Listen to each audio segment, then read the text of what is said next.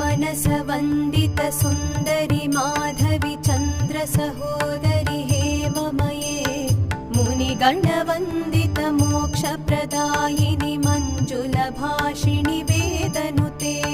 पङ्कजवासिनि देवसुपूजित सद्गुणवर्षिणि शान्तियुते जय जय हे मधुसूदन कामिनि आदिलक्ष्मि सदपालय मां जय जय हे मधुसूदन कामिनि आदिलक्ष्मि सदपालय मां ऐकलिकल्मषनाशिनि कामिनि वैदिकरूपिणि वेदमये क्षीरस